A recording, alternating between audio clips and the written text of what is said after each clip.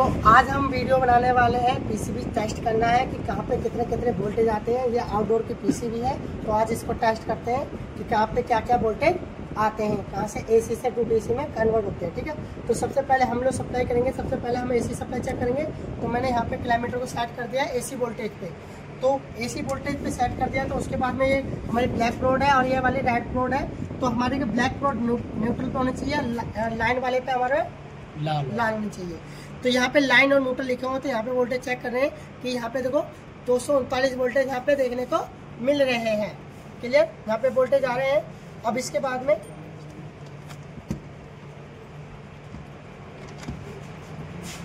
आप यहाँ पे वोल्टेज देख रहे हैं कि यहाँ पे हमारे वोल्टेज कितने आ रहे हैं। यहाँ पे लगाने पे 240-41 वोल्टेज यहाँ पे आ रहे हैं। क्लियर, अब यहाँ से निकलने के बाद में यहाँ पे लगा हुआ है फ्यूज से पार करें। यहाँ पे फ्यूज लगा, फ्यूज से पार करने के बाद वोल्टेज चेक करना है आपको कि यहाँ पे कितने वोल्टेज है। वहाँ पे भी 240 वोल्टेज आ रहे हैं, यानी कि ये फ्यूज भी हमारा बिल्कुल ओके है, काम कर रहा है। यहाँ पे जो लगा हुआ है इसको बोलते हैं हम लोग नॉइस फिल्टर, जो कि जो भी इसके अंदर नॉइस होंगे उसको सबको फिल्टर कर लेगा। यहाँ पे प्योर एसी करंट बना देगा। यहाँ पे एक कॉइल लगी हुई है, यहाँ से कॉइल निकलने के बाद में ब्रिज रेक्टिफायर के पास ये वोल्टेज पहुँचती है।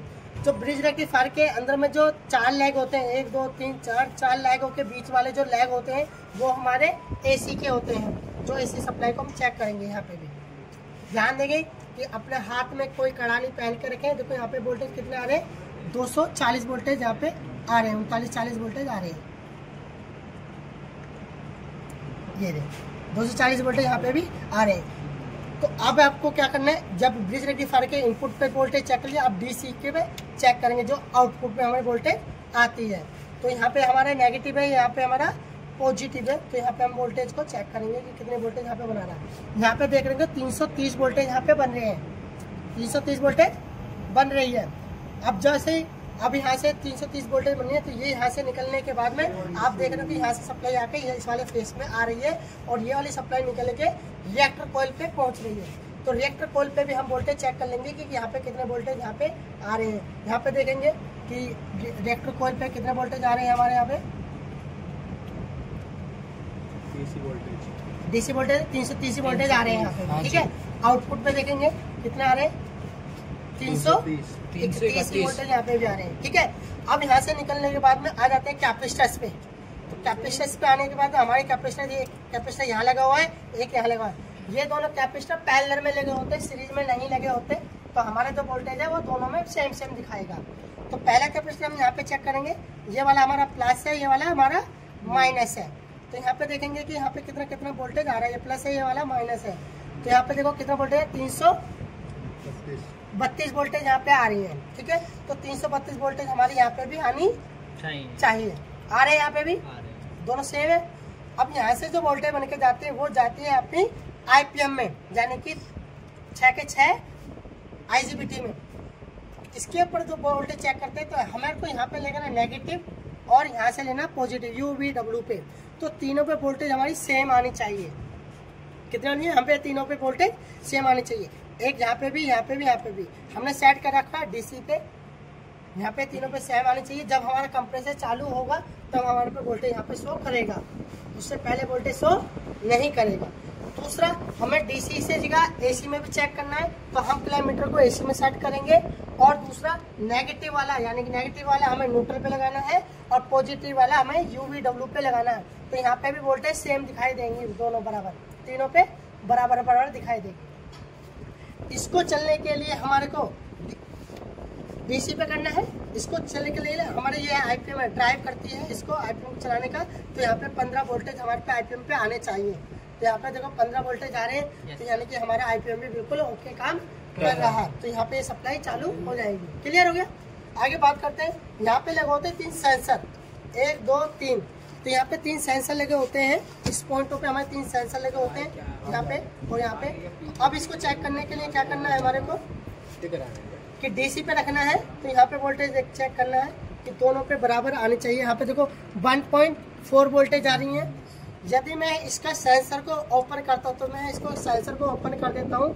हमारे यहाँ पे सेंसर ओपन कर दिया, अभी 1 कुछ वोल्टेज आ रही थी। अब देखो जैसे सेंसर मैंने ओपन कर दिया तो यहाँ पे वोल्टेज 3.2 वोल्टेज हो चुकी है, यानी कि सेंसर ओपन हो चुका है। तो इस केस में हमारा सेंसर काम है, तो इस केस में हमारा सेंसर काम नहीं कर रहा है। तो इसके केस में हमें सेंसर पे चेक करना पड़ेगा कि सेंसर कहीं से कट तो नहीं गया है, ओपन तो नहीं हो गया, वो चेक हमें करना पड़ेगा। जैसे हमने सेंसर को ठीक कर दिया, नया लगा दिया सेंसर, तो यहाँ पे वोल्टेज हमारी ड्रॉप होगी 1.4 वोल्टेज वाले साथ। इस तरह से हम पूरी की पूरी वोल्टेज को चेक करते हैं।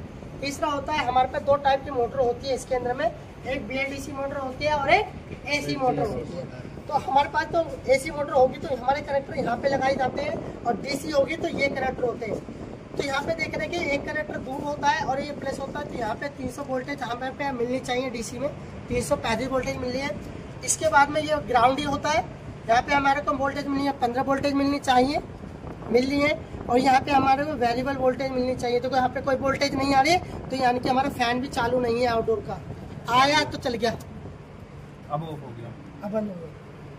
ठीक है, यहाँ पे हमारी फीडबैक की वोल्टेज है 3.3 वोल्टेज आ रही है, ये फीडबैक के लिए है। यदि यहाँ पे वोल्टेज आएंगे तभी वो स्पीड बनाएगा, वरना स्पीड नहीं आएगा। इसको बोलते हैं VCC, ठीक है, VSP वेरिएबल स्पीड। ठीक है, यहाँ पे वोल्टेज आएंगे तभी आपका आउटडोर का फैन चालू होगा। क्लियर हुआ? तो यहाँ पे हमारा जो है वो AC फैन है। तो हमारे AC फैन के लिए हमें यहाँ पे चेक करना पड़ेगा। AC फैन है, AC का फैन का कैसे पता करें? क्योंकि यहाँ पे कैपेसिटर लगा हुआ था, यानी कि हमारे पे यहाँ पे AC फैन है। इस फैन को हम डायरेक्ट करके भी चेक कर सकते हैं कि किस तरह से इसको चला सकते हैं। ठीक है, एक स्क्रू ड्राइवर देना प्लीज। स्क्रू ड्राइवर ये लीजिए, इसको मैंने अभी जैसे कि बताया, तो जैसे मैंने बताया, देखो ये है रिले। क्या है ये? रिले। तो रिले पे जब तक, देखो इस वाले रिले पे, यानी कि यहाँ पे ये लगा हुआ लाइन कॉमन और यहाँ पे लगा हुआ ये, जब तक रिले के इन पॉइंटों पे 12 वोल्ट नहीं आएगी, इन वाले पॉइंटों पे 12 वोल्ट नहीं आएगी, तब तक हमारा फैन ऑन नहीं होगा। देखो अभी देखते हैं कि 12 वोल्ट कितनी देर में आती है, उसको चेक करते हैं। ठीक है, चलो देखो यहाँ पे 11 वोल्टेज आगे, लगभग 12 वोल्टेज है। जैसे 12 वोल्टेज आ जाए तो आपका फैन भी ऑन चालू हो गया। क्लियर हो गया? समझ में आ रहा है नहीं आ रहा? जब तक यहाँ पे 12 वोल्टेज नहीं आएंगे तब तक फैन ऑन नहीं होगा। अब हम AC वोल्टेज चेक करके दिखा देते। देखो यहाँ पे AC वोल्टेज है ना, यहाँ न्यूट्रल है, यहाँ पे हमने सप्लाई ली। देखो कितने वोल्टेज आ रही है यहाँ पे, 241। तो यहाँ पे भी आउटपुट में 241 आएगी। अभी दिखाता हूँ तुम्हारे, ठीक है? अभी तो फैन बंद होने दो, फैन बंद होने का वोल्टेज है। अभी देखो, ये देखो 200, लेकिन यहाँ पे नहीं आ रहे। अब आ रहे क्या यहाँ पे? अब यहाँ पे कब आएंगे? ये वाली सप्लाई यहाँ पे कब आएगी? जब यहाँ पे 12 वोल्टेज आएंगे तब जाके ये सप्लाई यहाँ से यहाँ कर देगी। इसको डायरेक्ट भी कर सकते हो। देखो अभी सप्लाई ऑन नहीं है ना, तो मैं इन दोनों को मिक्स कर दूं। चल गया फैन। देखो मैंने स्विच को क्या कर दिया, शॉर्ट कर दिया, तो चल गया ना। देखो